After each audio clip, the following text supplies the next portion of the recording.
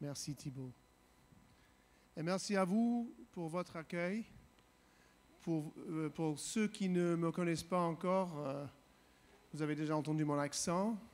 Vous allez aussi entendre les fautes que je vais faire. J'adore votre langue, mais je travaille toujours en anglais. Alors, même si je suis là depuis 5 ans, plus de 5 ans aujourd'hui, je fais toujours des fautes en votre belle langue. Je l'abîme toujours. Merci bien.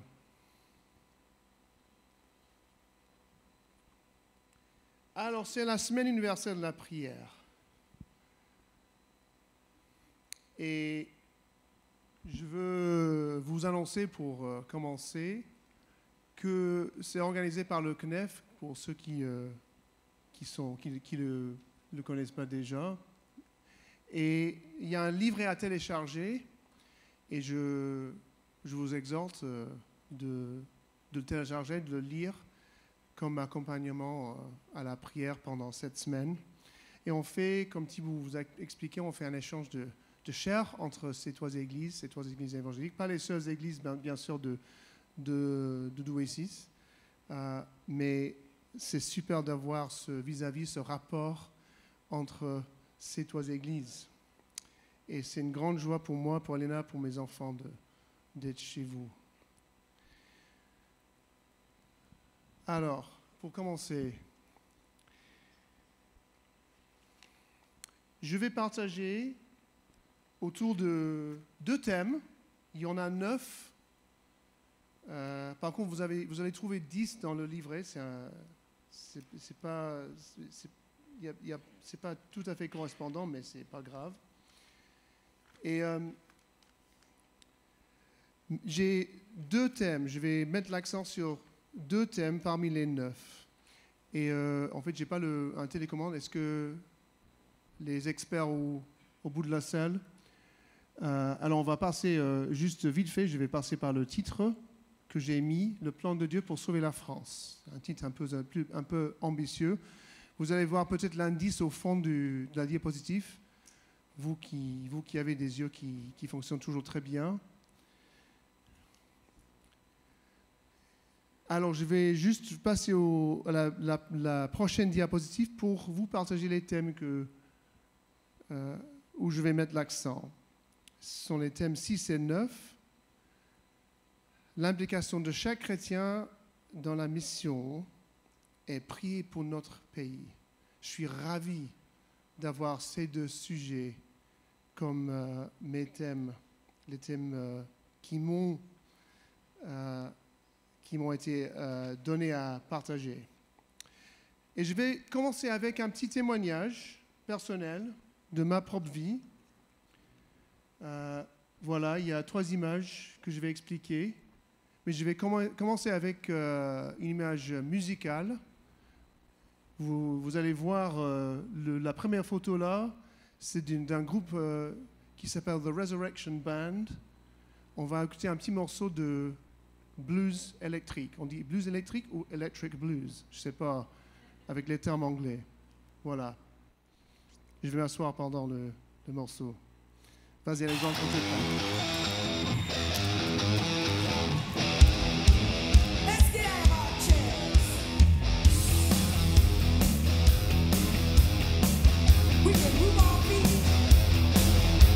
Les années 90, j'aurais dû dire.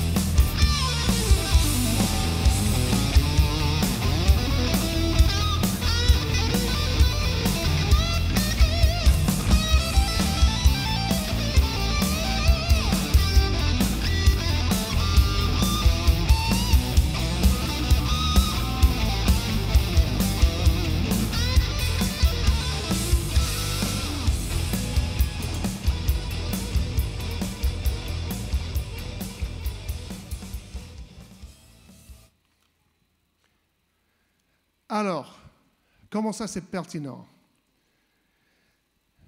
Je vais juste vous transporter pendant quelques moments à mon adolescence. L'an c'est 1993, j'ai 17 ans. Et j'étais éduqué, j'étais une sorte de chrétien, dans une famille soi-disant chrétienne, mais avec des problèmes assez profonds, surtout dans le mariage de mes parents. Et j'avais beaucoup de questions, pas de réponses. Et je voyais, on était membre de plusieurs églises, et je voyais ce que, selon moi, c'était un peu la comédie de l'église chrétienne. Je voyais comment les gens faisaient semblant d'être quelque chose, qu'ils jouaient des rôles, quoi. Et je cherchais quelque chose de vrai. Je cherchais la vérité. Je ne voulais pas juste suivre la foule. Et aussi, bien sûr, même si je ne l'admettais pas à l'époque, je voulais pécher. Je voulais vivre pour moi-même. Mais je ne voulais certainement pas juste accepter les traditions, les habitudes de mes parents, de ma famille. Et pendant mon période de rébellion, d'adolescence, j'ai découvert la musique que j'aimais le plus. Et c'était le hard. Parce qu'il y a des avocats anglais qui aiment le hard. C'est toujours le cas. Je suis avocat. Je n'étais pas à l'époque. Mais voilà, c'est pas de ma faute. Hein. C'était mon goût. Et j'ai commencé à écouter les groupes de l'époque, Guns N' Roses, Metallica, etc., qui étaient bien sûr, qui portaient un message pas du tout sain. Et ma maman, malgré, je pense, ses doutes, ses soucis, ses problèmes avec la foi chrétienne, elle avait insisté que j'écoute que de la musique faite par des chrétiens. Et je dis, mais c'est pas possible. Il n'y a aucune musique, aucun groupe de musique chrétien de qualité. Il s'agit de la louange, il s'agit de la musique pourrie, faite pour les églises. Ça ne m'intéresse pas du tout. Mais en fait, ça existait. Ça existait, et voici le morceau, c'est un exemple d'un groupe, un de mes groupes préférés, The Resurrection Band. Et le chanteur s'appelle Glenn Kaiser, il est toujours vivant. Et c'est un homme de Dieu extraordinaire, c'est un exemple. Et à l'âge de 17, j'étais à un festival de musique soi-disant chrétien, c'était pas 100% chrétien, mais qui s'appelle Greenbelt en Angleterre. Et The Resurrection Band de Chicago était là. Et moi, avec mes doutes, avec mes soucis, avec mes problèmes avec la foi, avec Jésus, je voulais quand même écouter ce groupe parce que j'adorais la musique. Et pendant cette séance, malgré le fait que c'était interdit de prêcher de la scène, à ce festival, de cette scène, il a déposé sa guitare, il a commencé à parler, il a commencé à prêcher. Et son message était suivre Jésus, tout simplement. Suivre Jésus. Et moi, comme je vous ai dit, j'avais mes doutes, j'avais mes soucis, j'avais mes arguments contre la foi chrétienne. Mais à cette époque-là, je voulais juste rester un peu entre deux chaises. Porter l'étiquette chrétien, mais ne pas vraiment vivre la vie chrétienne.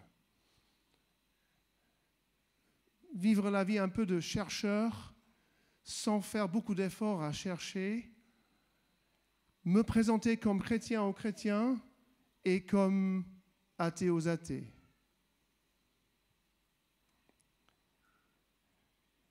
Et ce message m'a interpellé. Et j'ai réagi profondément dans mon être, dans mes tripes. J'ai réagi contre le message. Suivre Jésus? Non. Non. C'était un vrai chrétien qui partageait un vrai message sur quelque chose de vrai. C'était un homme qui suivait Jésus et moi, je ne voulais pas l'être. Parce qu'en mon tête, en mon cerveau, j'avais l'idée que suivre Jésus, au fond, à fond, ça voulait dire devenir chrétien professionnel. Je savais bien que j'allais jamais jouer dans un groupe de blues électrique. Alors, ça voulait dire peut-être devenir comme Robert Duvall dans le film Le Prédicateur. Un homme sur la plateforme portant sa veste blanche devant la foule. Je sais bien que je vous adresse, je suis sur une plateforme, je sais bien, mais viens avec moi, venez avec moi. Ou peut-être missionnaire. À l'époque, c'était missionnaire. Alors en Angleterre, c'était missionnaire en Afrique. Si on était missionnaire, on allait en Afrique. C'était juste sans en penser, quoi. C'était juste la prochaine étape. Je suis missionnaire, en Afrique. Ça doit être où tu fais ton travail pour le Seigneur. Et je ne voulais pas devenir chrétien professionnel. Je ne voulais pas vivre la vie que j'imaginais pour Jésus. Et en fait, c'était un moment très important pour moi dans la vie parce que j'ai fait une décision. Jésus a dit à l'église de Laodicée, je préfère que tu sois ou chaud ou froid. Et moi, j'ai décidé d'être froid. Et le Seigneur, le Saint-Esprit m'a chassé depuis ce moment. Mais je ne pouvais pas le perdre. Il était, à chaque fois que je réfléchissais, à chaque moment que je me suis laissé penser, réfléchir, je me trouvais devant le Seigneur, je me trouvais devant Jésus, je me trouvais inconfortable.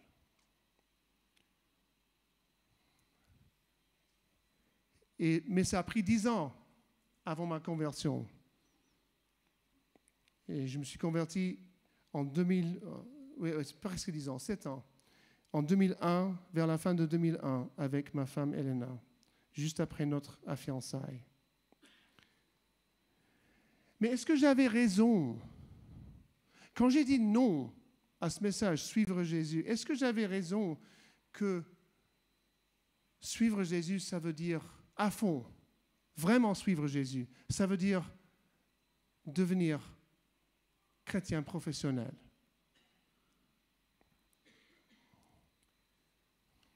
Quand on parle de mission, le thème c'est tous en mission, chaque chrétien en mission. C'est quoi la mission? C'est la prochaine diapositive. C'est quoi la mission? Tout le monde connaît la réponse. Tout le monde dans cette salle connaît la réponse, connaît déjà la réponse. Il y a un souci technique, je pense. Ça va. Quelqu'un peut me donner la réponse? C'est quoi la mission d'un chrétien?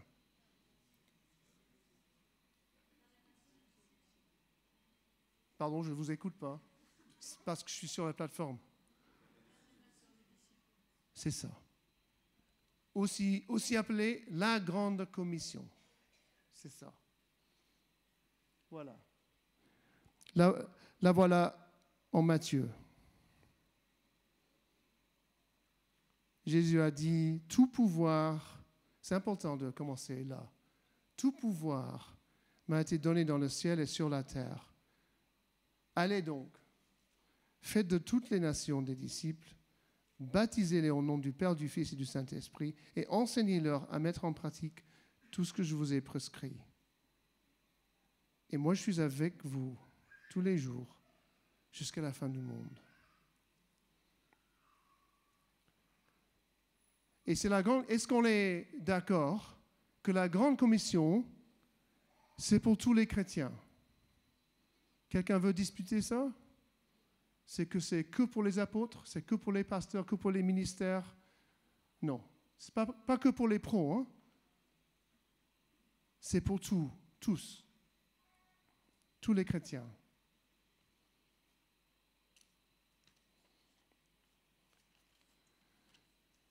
Mais, la prochaine s'il vous plaît, les frères. Mais, vraiment, moi,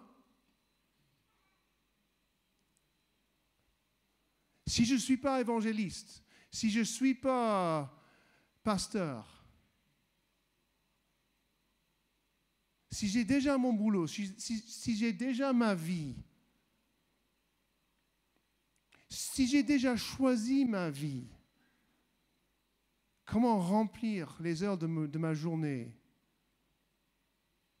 Qu'est-ce que ça veut dire pour moi? Est-ce que la réalité, c'est que je peux juste laisser à côté parce que Dieu ne m'a pas encore appelé à faire quelque chose de spécifique? Est-ce qu'en fait, pour quelques-uns parmi nous, c'est la réalité malgré qu'on n'a pas encore eu cette discussion vraiment en tête? Est-ce que la réalité, c'est qu'on a mis à côté la Grande Commission? Fonctionnellement, c'est la vérité de notre vie, de ta vie, de ma vie. Est-ce que c'est possible que ce n'est pas la mission de ma vie, de ta vie quotidienne?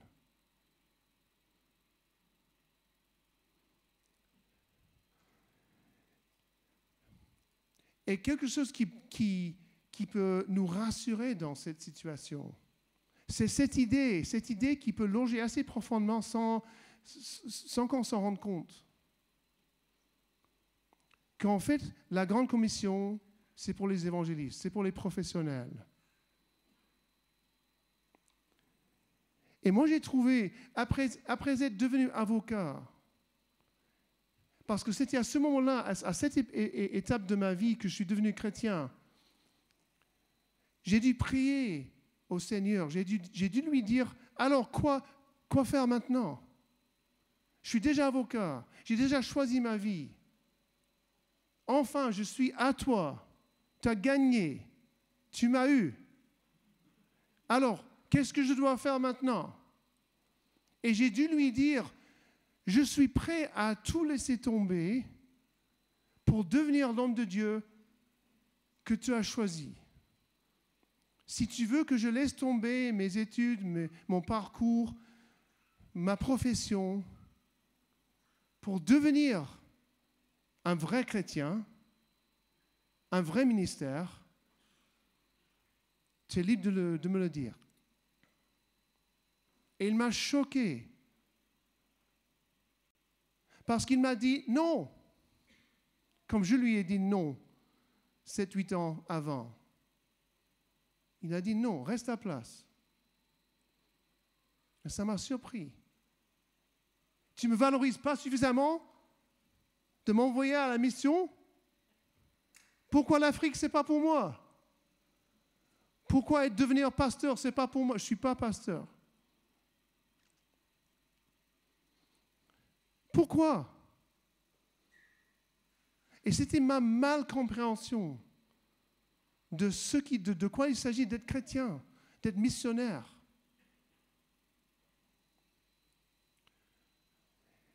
Et j'ai trouvé enfin dans ma Bible quelques versets qui m'ont corrigé, qui m'ont montré la vérité. J'ai mis 2 sur la diapositive. De Paul. 1 Corinthiens 9. Que chacun reste dans la condition qui était la sienne lorsqu'il a été appelé. Ça veut dire appelé vers Christ. Que chacun reste. dans la condition qui était la sienne, que chacun reste devant Dieu dans la condition qui était la sienne lorsqu'il a été appelé. Paul dit en fait, non, reste comme tu es. Change pas ta vie après être devenu chrétien. Tu changes ton comportement, tu deviens saint. Tu reçois un Dieu, tu reçois le Saint-Esprit. Il va te donner des choses à faire dans ta vie que tu as déjà. En fait, il t'appelle d'être missionnaire dans ta vie. Bien sûr, il peut t'appeler à faire autre chose, bien sûr. Mais Paul dit à l'église à Corinthe, reste comme tu es. Et ça se voit aussi avec Éphésiens chapitre 4. Vous connaissez probablement très bien ce passage qui parle des 5 ministères dans l'Église. Mais on peut perdre le but des 5 ministères. C'est lui qui a donné les uns comme apôtres, les autres comme prophètes, les autres comme évangélistes, les autres comme bergers et enseignants. Pourquoi? Il l'a fait pour former les saints aux tâches du service. En fait, les pros sont là pour nous équiper, pour l'appel que Dieu a mis sur chacun de nous, d'être missionnaire où tu es, missionnaire dans ta quotidienne. Tu es missionnaire. Tu es missionnaire. Tu es missionnaire. Il y a des maladies qu'on voit souvent dans l'Église, même l'Église évangélique. Une des maladies que moi je pense que le Seigneur m'a montré, c'est que l'Église devient un club de remerciements. Chaque dimanche, je loue le Seigneur, je l'adore et je le remercie pour ce qu'il a fait pour moi. Puis je reviens à ma vie quotidienne et je fais la même chose dimanche prochain. J'adore le Seigneur. Je suis tellement reconnaissant à lui et c'est vrai. Je l'adore. Et c'est important de remercier le Seigneur. Il a dit à l'homme guéri, où sont les autres qui ne sont pas revenus me dire merci? C'est important. Mais ce n'est pas la vie chrétienne en total. Et ça va avec une autre maladie. C'est de voir la croix comme la fin de quelque chose. Et d'une manière, c'est vrai.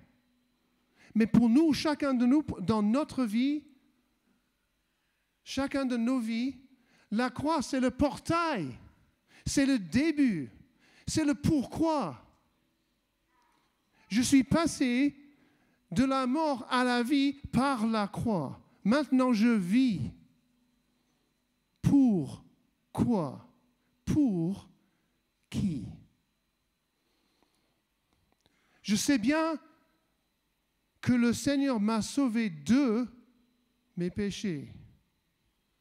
Mais la question aujourd'hui, c'est pourquoi m'a-t-il sauvé? Pourquoi faire? Si vous m'aimez, a dit Jésus, suivez mes commandements. Lesquels? Lequel est le plus grand? On vient de le voir, de regarder ensemble. Et ça, on peut perdre. On adore louer le Seigneur. Parce qu'une raison pour cela, c'est parce que c'est plus facile de vivre le pour, de vivre la prochaine étape, de vivre la vie d'un missionnaire. Et la vie d'un missionnaire ordinaire peut être plus dure qu'un missionnaire professionnel. Quand on est membre d'une équipe missionnaire en Afrique, quelque part, on est membre d'une équipe, déjà, une équipe de chrétiens. Toi, au travail, il y a combien de chrétiens autour de toi? Tu es probablement le seul ou la seule.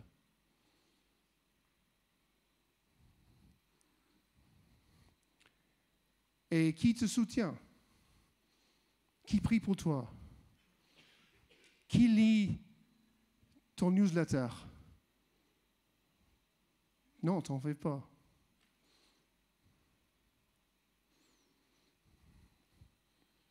Mais c'est toi le sel et la lumière où tu es, où Dieu t'a placé. Reste là et brille pour lui. Mais, prochaine, s'il vous plaît, les frères. Je ne me sens pas prêt. Non, moi non plus. Mais ça va. Tu es comme, par exemple, les bergers de Bethléem. Quelle formation a eu les bergers de Bethléem? Après l'avoir vu, ils racontèrent ce qui leur avait été dit au sujet de ce petit enfant.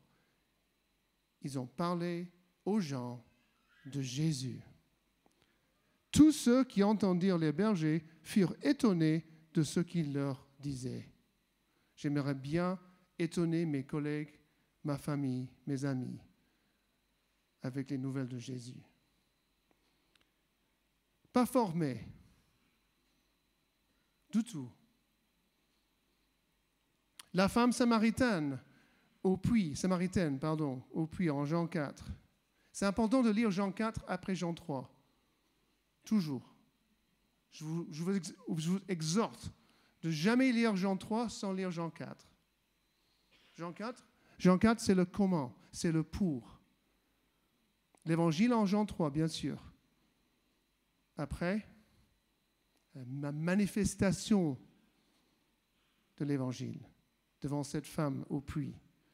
Beaucoup de Samaritains de cette ville crurent en Jésus à cause des paroles de la femme qui rendait ce témoignage. Il m'a dit tout ce que j'ai fait. Est-ce que toi, tu as rencontré Jésus? Sinon, c'est important. Si oui, il faut raconter.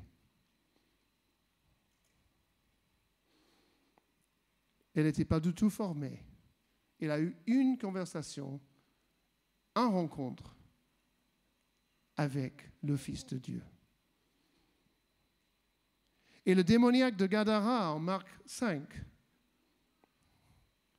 les démons dans les cochons, chassés dans les cochons. Comme il montait dans la barque, celui qui avait été démoniaque le suppliait Jésus, demandant à l'accompagner. Jésus ne le lui permit pas, mais lui dit, va dans ta maison, vers les tiens, et raconte-leur tout ce que le Seigneur a fait pour toi. Comment il a eu pitié de toi. Il s'en alla, il se mit à proclamer dans la Décapole tout ce que Jésus avait fait pour lui. Et tous étaient dans l'étonnement. En fait, Jésus sélectionne des non-formés pour proclamer son évangile. Et si tu as été chrétien comme moi, tu es chrétien depuis longtemps, je t'encourage de réfléchir un peu. Quand étais-tu le meilleur proclameur, proclameuse, si ça se dit en français, de l'évangile? Est-ce que c'est aujourd'hui, après, 5, 10, 15, 20 années de suivre Jésus, ou est-ce que c'était au début? En fait, c'est les nouveaux convertis qui sont souvent les meilleurs évangélistes, avec la pire théologie.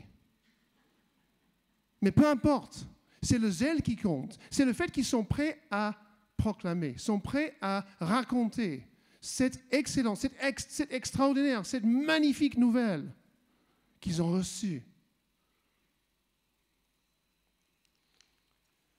Alors, je te jure, peu importe si tu ne te sens pas prêt, tu es appelé.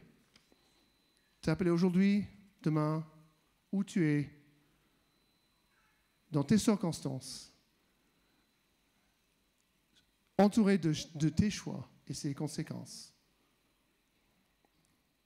Alors, comment le faire? Je ne peux pas répondre à cette question sans encore de temps, mais j'ai mis une diapositive, la prochaine, voilà, quelques clés, et je vais juste, il me reste combien de temps?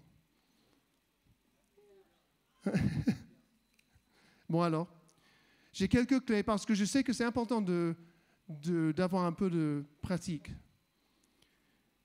Alors, c'est une diapositive assez riche. Je suis content d'envoyer mes diapositives à tout le monde, si vous voulez. Texte et contexte. Alors, l'évangile, ce n'est pas seulement à proclamer, c'est à vivre. L'évangile, le message, c'est le texte. Et ce n'est pas Jésus t'aime. C'est vrai que Jésus t'aime. Mais c'est Jésus est le roi du royaume qui est venu. Mais le texte, c'est le message. Et le contexte, c'est les bonnes œuvres. Alors, proclamer l'évangile, il s'agit de ce que je dis et ce que je vis. Comment je parle et comment je me comporte. Il faut avoir les deux. Et tu vas devoir probablement commencer avec le deuxième, avec la plupart de tes collègues, de tes cousins, cousines, tes voisins, tes amis, etc. Être le levain dans la pâte. Jésus a dit, le royaume de Dieu est comme plusieurs choses, y compris le levain dans la pâte. Petit, mais vivant. Et ça transforme la pâte en pain. Un ambassadeur. Au travail, être le levain, le petit, mais vivant. Dans ta rue, parmi tes voisins, être le levain. Petit, qu'une seule personne, mais vivant. Les mots sont importants, les paroles sont importantes. Il faut déborder de l'Évangile.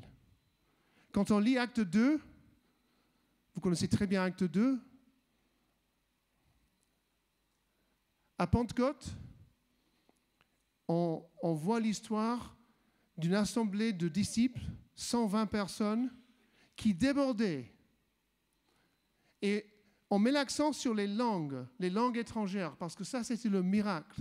Mais quelque chose d'autre se passait en même temps. Ils débordaient de leur trop-plein. Je parle maintenant des baignoires. Je vais parler un petit peu de baignoires. Les baignoires normales ont un trop-plein. J'utilise la bonne expression? Je me fais compris? Alors, le trop-plein, quand l'eau monte à un certain niveau, le trop-plein prend l'eau. L'eau, ça déborde pas la baignoire parce que ça passe par le trop-plein. Chacun de nous avons un trop-plein. Tu as un trop-plein. Et quand tu te tapes la main avec un marteau, qu'est-ce que tu fais? Ah! C'est le trop-plein. Tu t'exprimes par le trop-plein, la bouche. Quand on déborde du Saint-Esprit, quand on déborde du Seigneur, on déborde de son trop-plein. Et c'est quoi qui débordait de ses disciples en langue étrangère? Ils parlaient de Dieu. Quand on est rempli du Saint-Esprit, quand on a reçu le Saint-Esprit, ce qui déborde de toi, c'est Jésus. C'est le message de Dieu. Tu ne peux pas te taire au sujet de Jésus. C'est le travail, c'est l'œuvre du Saint-Esprit en toi.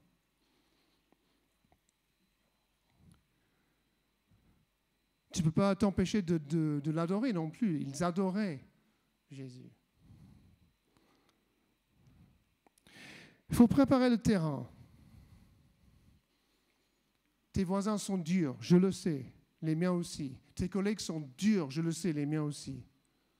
Ta famille est dure, je sais bien, la mienne aussi. Préparer le terrain. La prière, la prière, la prière.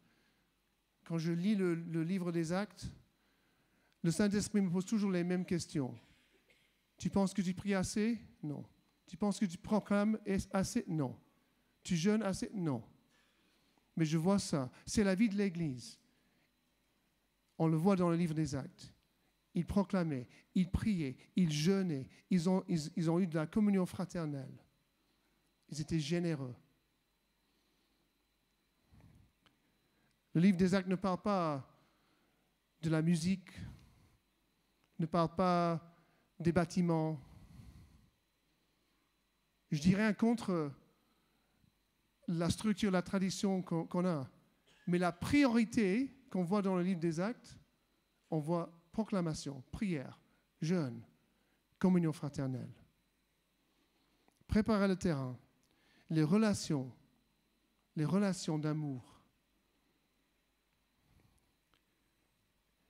Il faut un amour agressif vers ceux qui nous entourent. Un amour qui refuse de diminuer vers nos prochains, vers nos familles, vers nos collègues. Et il faut étudier aussi, connaître la parole, connaître notre Dieu, pour être prêt à répondre. Les gens ont des questions. Et bien sûr, le christianisme, ça se vit en famille. Les ministères, les 5 ministères sont là pour nous équiper. Et ça se passe dans l'église locale. En fait, l'église locale, c'est le corps de Christ. L'église, dans une ville, dans une région, c'est le corps de Christ. C'est le moyen que Dieu a choisi pour le représenter sur terre. Et il faut être rempli de l'Esprit. Bien sûr. Bien sûr. Je vais partager un petit exemple. J'ai presque terminé. Bon, pas presque, mais je ne suis pas loin de la fin. Un petit témoignage. Voici un homme dont tu n'as pas entendu. C'est un Anglais. Il est décédé aujourd'hui. Il s'appelait John Wright. Et c'était un homme de Norfolk qui a des hauts et des bas dans sa vie. Il a passé quelques années en prison. Il a rencontré le Seigneur. Il est devenu un évangéliste inspirant. Mais c'était un homme ordinaire. Ce n'était pas un prêtre, ce n'était pas un pasteur, ce n'était pas un pro. Et nous, on a eu le privilège d'écouter un message que lui, il a un partage qu'il a fait à notre église il y a quelques années, pas ici en France, en Angleterre. Et il était sur le point de prendre un vol. Il montait dans l'avion et l'hôtesse de l'air devant lui a dit qu'il y a eu un problème avec son siège, avec son billet, je ne sais pas quoi, je ne sais pas exactement. Et elle était grincheuse. Et lui, il était grincheux aussi. Il ne voulait pas avoir ce... Il était à la fin de ce qu'il faisait. Il voulait juste rentrer dans l'avion, s'asseoir et être tranquille. Et voilà cette hôtesse devant lui qui relevait des problèmes, qui le gênait. Et il dit, et il a remarqué que son badge avait son nom de famille, et avant le nom de famille, la première lettre de son premier nom. Et c'était R. R. Point. Et c'était un homme de prière. C'était un homme rempli du Saint-Esprit, un homme qui faisait ce travail de préparation de terrain. Et là, il a entendu le Saint-Esprit lui dire « Régine ». En anglais, Regina. Il n'y a personne qui s'appelle Regina en Angleterre. Je ne sais pas s'il y a beaucoup de Regina en France. Mais en Angleterre, vraiment, j'ai jamais rencontré un Regina. Il a répondu tout de suite. Il a dit à cette hôtesse, il a dit, votre nom est-il Régine? Elle a blanchi. Comment vous savez, monsieur? Il avait tout de suite son attention. Il faut être rempli du Saint-Esprit pour répondre à l'appel de Dieu, pour la mission.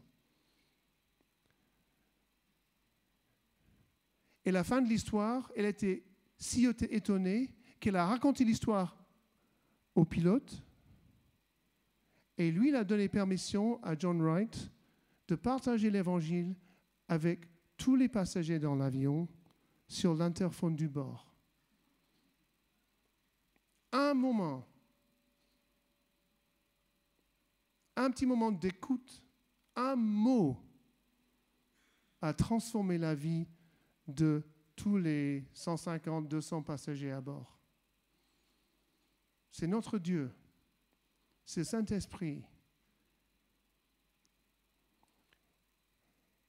Et ce n'était pas un pro, c'était un homme ordinaire, comme moi et comme vous.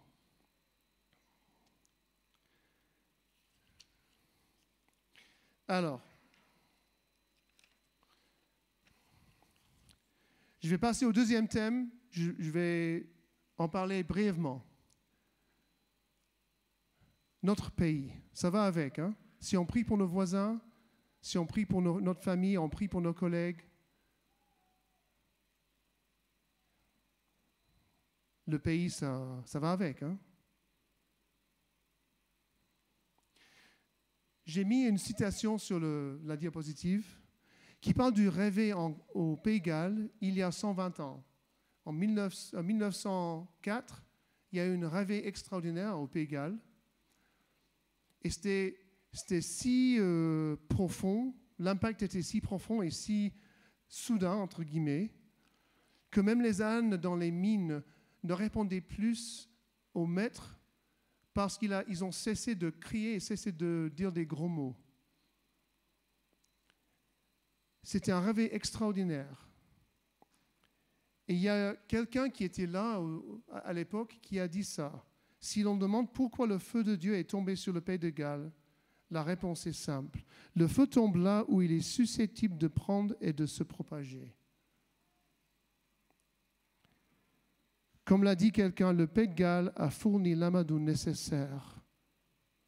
Des milliers de croyants inconnus, les uns et des autres, dans de petites villes, des villages et de grandes cités, criaient à Dieu jour après jour pour que le feu de Dieu tombe. Il ne s'agissait pas simplement d'une petite conversation avec Jésus, mais d'une intercession quotidienne et douloureuse. Si on faisait ça pour la France, imaginez,